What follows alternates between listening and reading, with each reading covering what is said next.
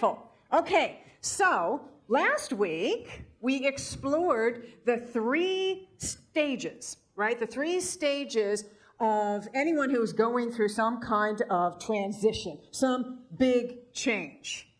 Anyone here not ever experienced some big change in their life, right? So we're familiar with these stages. It's just the idea is to become conscious of them when we're going through it, get the most out of it, and to make sure that we're supported by loving support.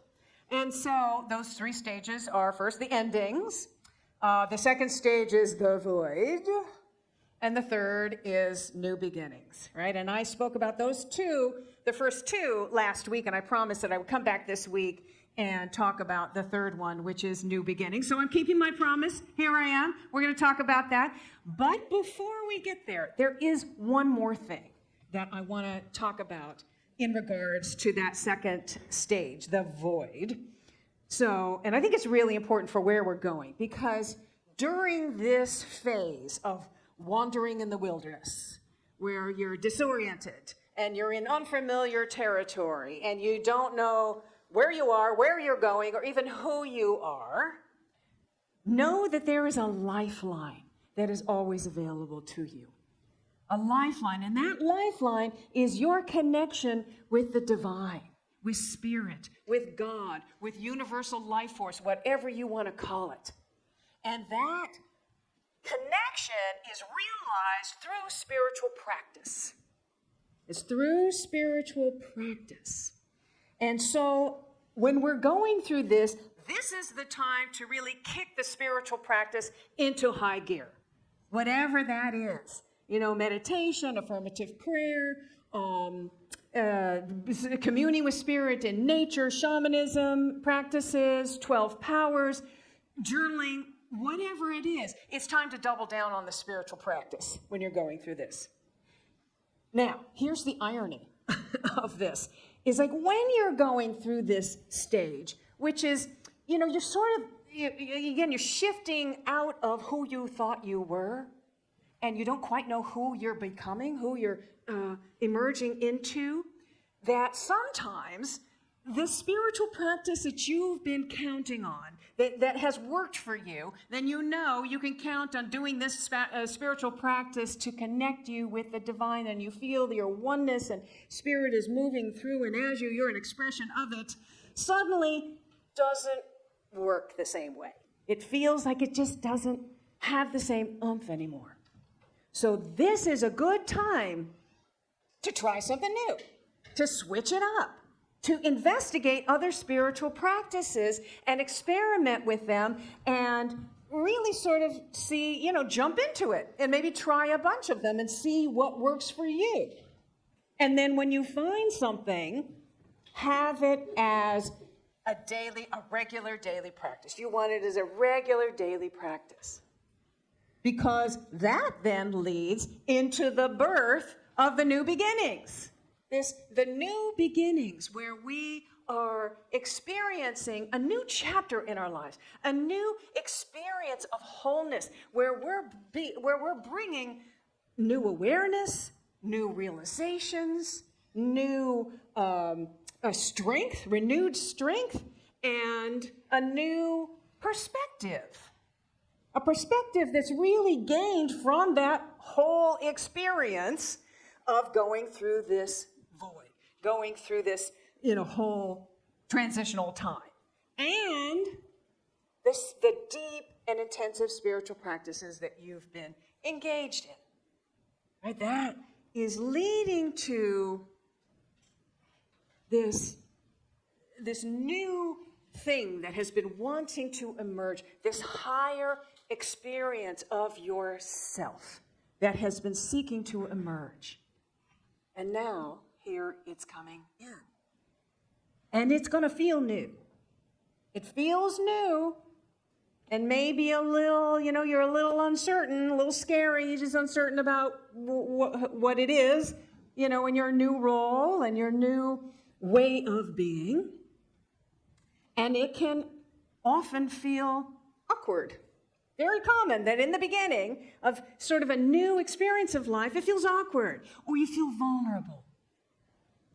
And you might have weird dreams around this time of maybe, you're dreaming that you're in public and then you suddenly realize, I'm naked.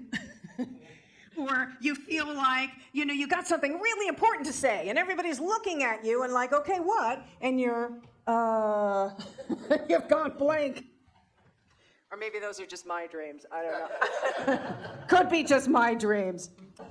But it's very common for to bring up feelings at the beginning of this, at this new time. It's like, oh, this is too big for me, right? Or, I'm not ready. I know, seriously, I'm not ready. No, or maybe a feeling of, who am I? Who do I think I am to do this? Or to be this bigger version of myself, a more expansive idea of who I am. And so this is when we want to move forward. We must move forward. We must commit to moving forward because it's too easy to shrink back. It's too easy to hesitate. It's too easy to fall back into the default pattern. A pattern for a reason. Those patterns, those subconscious patterns, they're default. They're so easy, right? We got to shake it up. Got to shake up those patterns, and that takes a commitment to shake up those patterns. So the book that I've been using as inspiration for this, Robert Brummett's Finding Yourself in Transition, Using Life's Changes for Spiritual Awakening.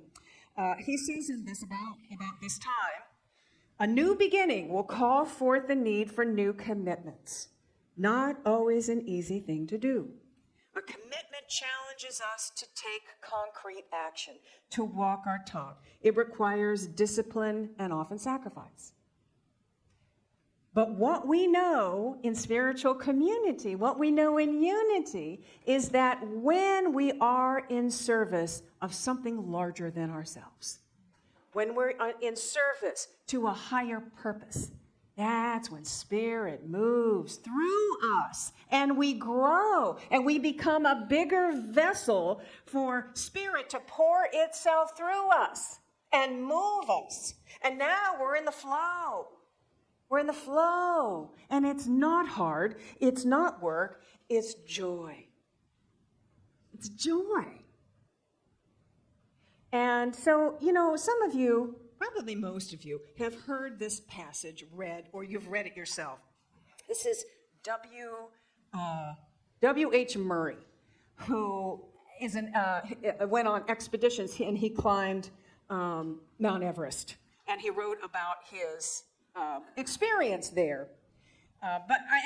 This is pretty probably familiar with, but if you haven't, I'm going to read it again. And if you have heard it, I want you to hear it again for the first time because it really works in this context. And he says, until one is committed, there is hesitance, the chance to draw back, always ineffectiveness. Concerning all acts of initiative, there is one elementary truth, the ignorance of which kills countless ideas and plans, that the moment one definitely commits oneself, then providence moves too. All sorts of things occur to help one that would never otherwise have occurred. A whole stream of events issues from the decision, raising in one's favor all manner of unforeseen incidences and meetings and material assistance which no man could have dreamt would have come his way. So we know the secret now. We know how to do this. We got it. As Emerson said, what lies behind us and what lies before us are tiny matters compared to what lies within us. And that is the energy, the place from which people like Jane Goodall, David Attenborough, Greta Thunberg, and St. Francis of Assisi, who we are honoring here today. This is how they were able to make such a big positive impact in the world, and in some cases still are, because they know that when they are of service to a larger idea, to a higher purpose, and they allow that to move through them, that they can do things, and they have assistance. Suddenly things come their way that would never have occurred if they were doing it from their little ego sense of self, their little ego-based will. Right? Think about these people. Think about Jane Goodall, who was never trained to do what she did, and she was the first woman to do this. Totally broke through that glass ceiling. In fact, when she came in to talk to Louis Leakey about this, I want to study the apes, he said, well, you could be my secretary. And it actually took his wife, Mary Leakey, who said, no, I think she really has the chops. I think we can send her on this expedition. She can do it. And here she goes, this woman all by herself in the jungles of Tanzania, studying and living with chimpanzees, which, keep in mind, up to that moment, people thought were really aggressive. Can you imagine? Here she is, living with them, studying them. She was a very spiritual person, too. She studied theosophy, so you know what that is? And, she just wanted that larger purpose. I know we're all connected. I know that there's commonality between us and all of the animals, and let's really look at that and experience it. David Attenborough, was 93 when he went trudging through the rainforest and scuba diving in Australia. Yeah. Yeah, scuba diving, right? And waiting for hours in the hot sun in some desert, waiting patiently for some creature to come out of the sand so they could photograph it. It's just incredible. He's 97 now and still going strong. It's unbelievable. And what is his purpose? It's this higher purpose, this larger purpose of sharing with all of us how precious all of life is. All creatures, great and small, right? How precious they are, and how we want to take care of the environments of their habitats. We have to, in order for them to survive. Greta Thunberg, right? You all know, 15 years old, she's on the autistic spectrum. She comes in front of the UN assembly, powerful men, some women too, but mostly men, and absolutely takes them to account, calls them out, demands that they do something to stop man-made climate change, because if not, her generation is not going to make it. And her protests, it attracted other young people. There's a whole movement of young people who are demanding action, who are demanding that we respect this planet, that we take care of it so that it can continue to be here for us and all of the beautiful animals that we share it with. A higher purpose, that higher sense of we're all in this together. And I want to be of service to that. You see what these people are able to accomplish when they do that. So then St. Francis, right? St. Francis of Assisi turned his life around. He was a very rich and spoiled kid and had a moment, and totally transitioned to being of service to all of life, all of God in expression in all the different ways. His devotion to God was expressed as his love for animals and for all of life. And, he saw all animals as his brothers and sisters. And it was said that birds would flock to him and land on his shoulders, and, four-leggeds would come to where he was sitting and sit at his feet while he was meditating and praying, and he would preach to them, and, just that love and that experience of oneness with all of life. He helped humanity as well, worked with the lepers when no one else would. He was a pretty amazing person, all in service of something larger than just himself. So, have you noticed something in common with all of the people that I have mentioned so far? they have in common? Yeah. They all, well, yes, they all are in service to a higher purpose, but they're all that purpose of helping us to realize how one we are with everything on this planet, to respect, take care of the planet, and all of the animals that are living, sharing this planet with us, that were here before we were here and probably will be after we leave. Oneness. So this is the Sunday. We're doing the blessing of the animals. And so let's talk about your personal animals, your pets. Our pets are our family.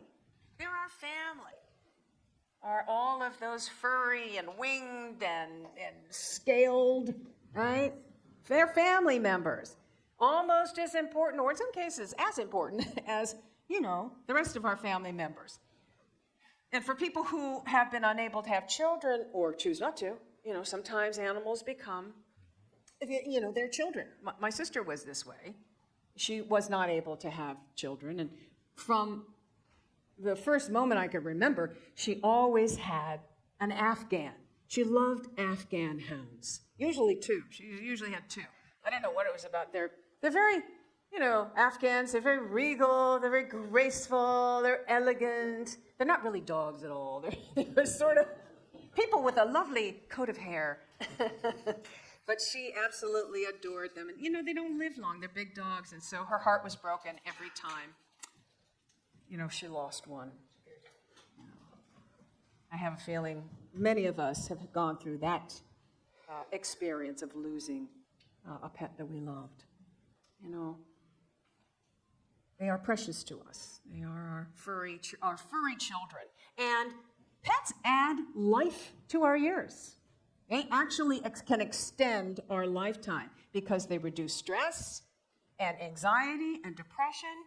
And when you're petting your dog or your cat, it fills you with those feel-good hormones that create health and boost your immune system.